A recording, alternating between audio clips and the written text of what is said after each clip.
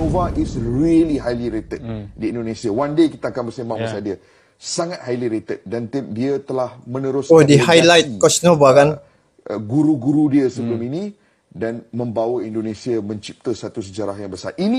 This is an important moment kerana ia menghantar mesej bahawa perjalanan bola sepak Indonesia pada ketika ini bukan untuk jangka masa pendek sahaja, but there is a long term gain.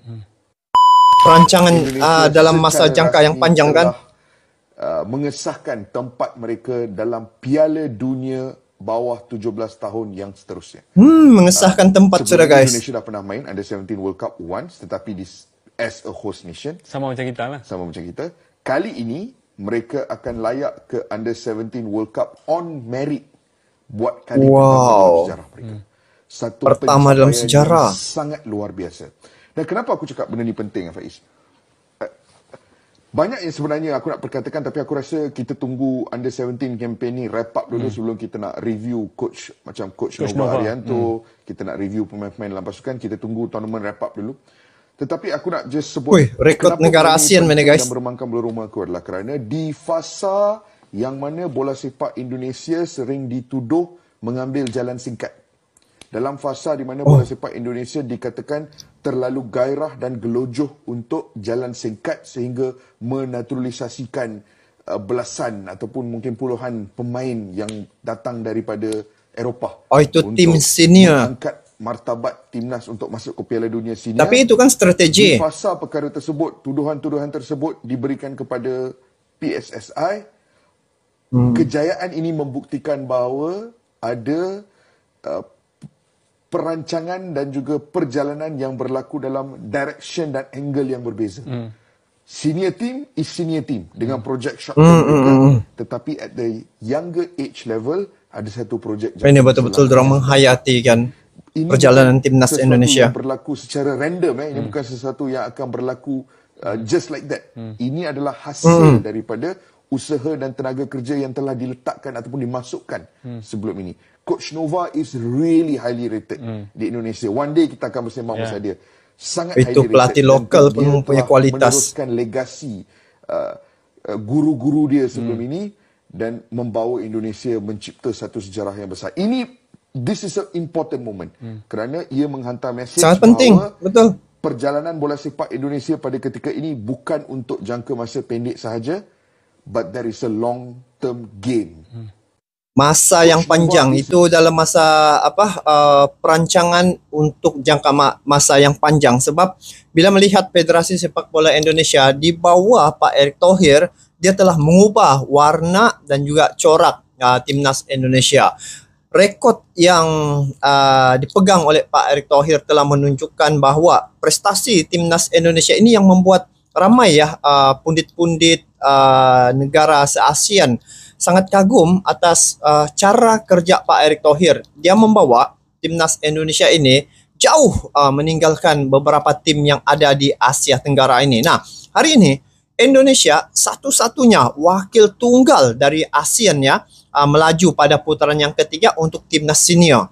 Manakala untuk timnas U17 ini juga merupakan rekod satu-satunya juga untuk musim kali ini, satu-satunya wakil tunggal dari Asia Tenggara yang sampai ke level perempat sekarang ini. Sekarang Indonesia 2 peringkat sudah, timnas senior menuju kepada Piala Dunia, manakala U17 juga menuju pada Piala Dunia. Dan rekod untuk negara ASEAN di Piala Asia U17 kali ini, timnas Indonesia U17 tidak pernah kalah. Dan tidak pernah Indonesia menghadapi tim-tim yang U17 ini tidak pernah dikalahkan oleh tim-tim yang lain. Malah Indonesia yang mengalahkan, sapu bersih bayangkan, timnas Indonesia U17 ini marah ke suku akhir selepas menjuarai kumpulan C dengan rekod yang sangat sempurna. Dia telah menewaskan Korea Selatan 1-0, manakala Yaman 4-1 dan Afghanistan 2-0.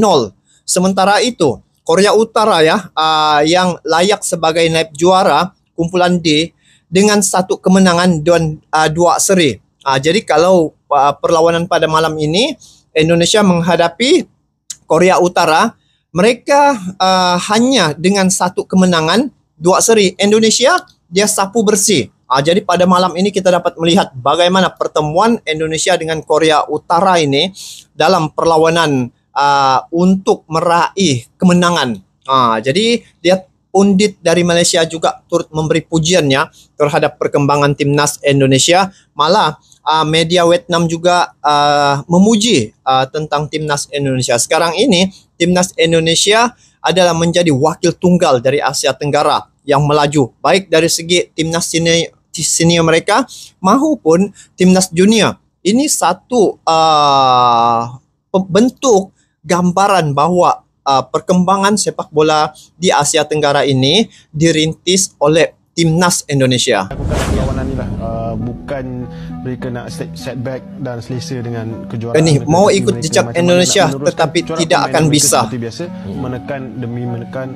Saya percaya pemain-pemain Tengok banyak negara luar sekarang respect dengan proses yang dilakukan oleh Indonesia. Pemain-pemain yang selalu main lah. Indonesia bukan lagi di tahap Asia Tenggara, tapi di tahap seluruh Asia. Dari 8 perlawanan, hanya seluruh 3 Asia, kali ASEAN kalah dan selebihnya seri dan menang. Ini satu pencapaian yang sangat luar biasa oleh sebuah pasukan dari Asia Tenggara yang sering dipandang rendah selama ini. Kebangkitan Indonesia ni sememangnya beri kesan besar pada pasukan lainnya di Asia Tenggara. Hari ini semua negara berbusu mendapatkan pemain warisan dan naturalisasi, kan? Negara-negara dia Asia ikut lainnya jejak juga Indonesia. dah lihat pasukan di Asia Tenggara ni sebagai pasukan lemah dan lubuk gol. Sebaliknya, Tengok ancaman berubah ke terus atas persepsi mereka. negara-negara Kalau Indonesia masuk ke Timur Piala Tengah. Dunia, saya yakin pasukan lain di Asia Tenggara ni akan jadi lebih kuat sebab mereka juga nak ikut jejak yang sama. Dan kelak Betul. anda akan lihat negara-negara Asia Tenggara bakal takluki Sukan Bola Sepak Asia. Saya yakin perkara ini akan berlaku, tetapi syaratnya Indonesia wajib masuk ke Piala Dunia. Ramai yang tanya, Betul lah guys. kita ambil pemain-pemain naturalisasi ni daripada division bawahan. Kenapa kita tak buat macam Indonesia pergi ambil dekat division 1? Jawapan aku adalah hanya simple. Rakan-rakan, ini bukan klub football. Kita tak boleh main petik nama dan bagi pasport tak boleh. Dia Bukan kena ada mudah, some form tapi of warisan. Indonesia kan dia ada Indonesia strateginya. punya berbeza kerana mereka ada hubungan yang panjang bersama dengan Belanda kan melalui era kolonisasi dulu. So ada banyak diaspora Indonesia yang ada di Belanda yang boleh kemudiannya dijadikan pemain-pemain untuk Indonesia. Kita berbeza. Kita tak banyak diaspora out there. Mungkin banyak di kalangan kita ada di England, ada di United Kingdom, tetapi tak sebanyak diaspora. Itu yang bedanya Betul. Indonesia dan Ramai yang Malaysia. di bidang bola sepak kan. Ya. So yang ada pun kita kena Kalau dilihat macam mana situasi keadaan Indonesia dan Malaysia ni.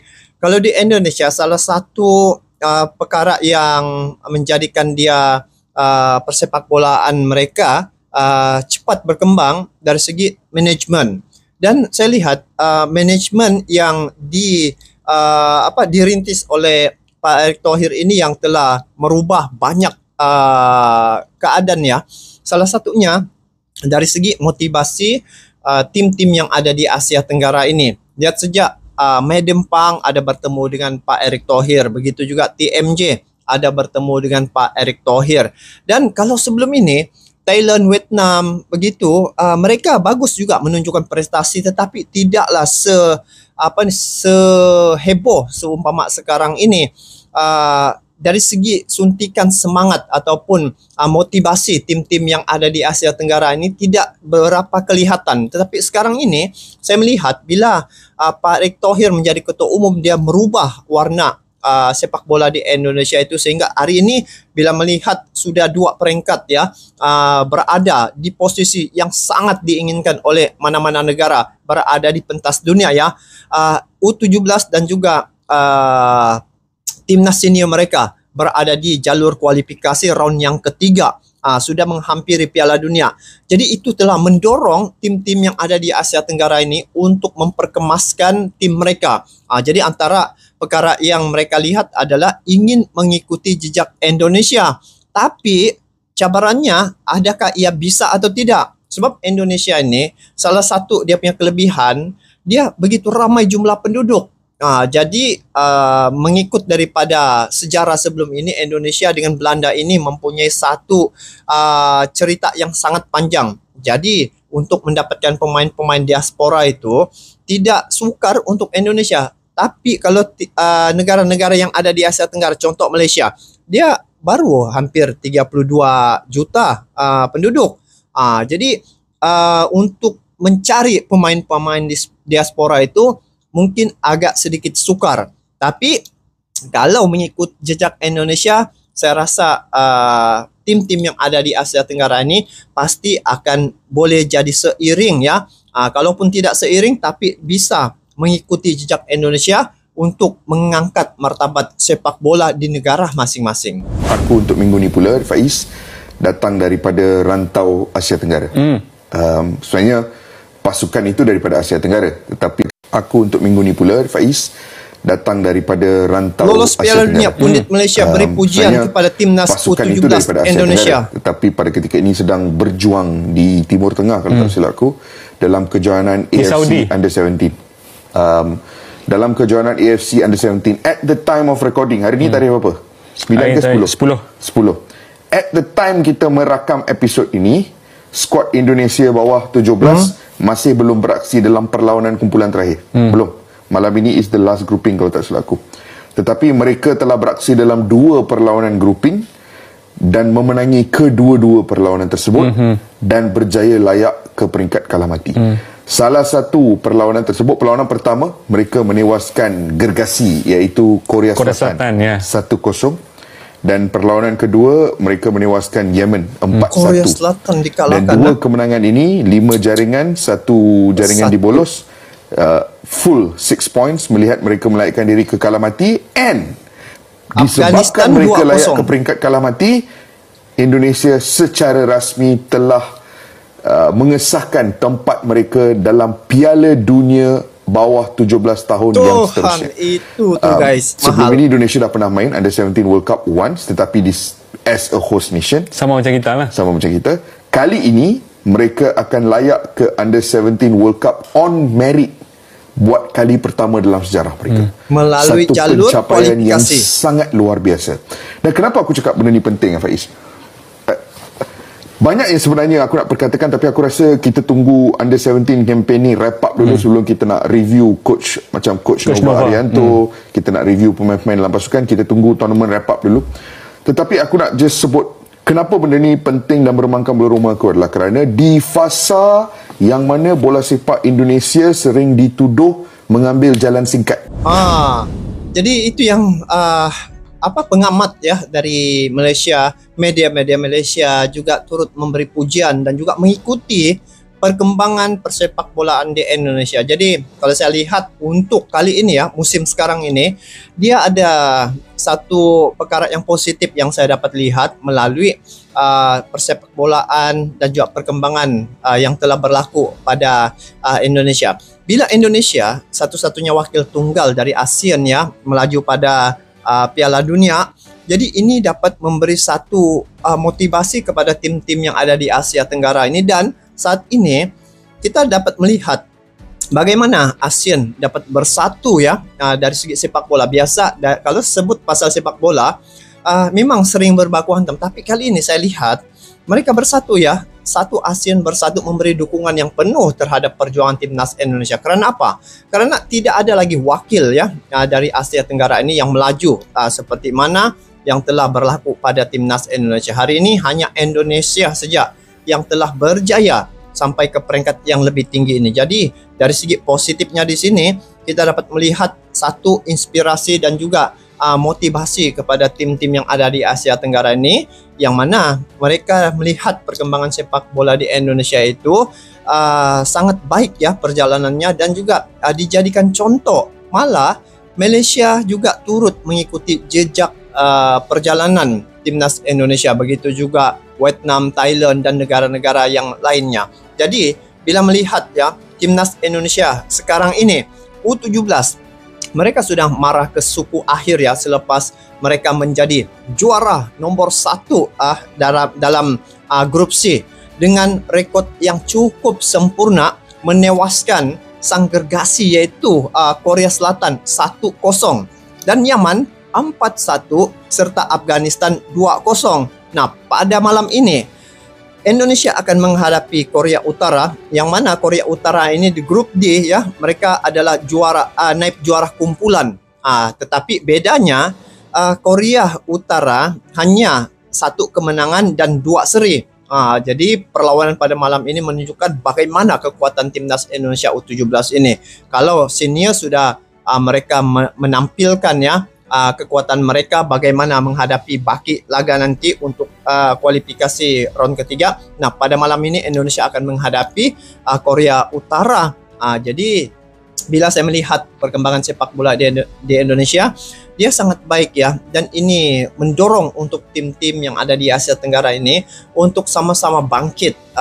Dengan kejayaan timnas Indonesia ini, mereka termotivasi dan juga terinspirasi dengan perkara-perkara yang dilakukan oleh timnas Indonesia. Jadi bukan saja di Indonesia yang memberi dukungan, malah sekarang ini negara-negara ASEAN memberi dukungan yang penuh terhadap perjuangan timnas Indonesia, dan mereka berusaha juga untuk menjadikan Indonesia ini sebagai contoh dan menjadi ikutan ya. Jadi semoga persepak bola di Asia Tenggara ini bisa maju bersama ya, dan Indonesia saya lihat adalah perintis untuk perkembangan sepak bola yang berlaku di Asia Tenggara ini. Jadi untuk perlawanan malam ini kita doakan semoga timnas Indonesia bisa mendapat kemenangan menghadapi Korea Utara. Jadi pokoknya Indonesia harus menang. Itu saja. Soal berapa gol itu nomor 2. Yang penting Indonesia menang. Jadi kita doakan agar Indonesia dapat melakukan yang terbaik. Jadi itu saja teman-teman. Kita bertemu lagi di video akan datang. Sampai jumpa lagi. Assalamualaikum warahmatullahi wabarakatuh.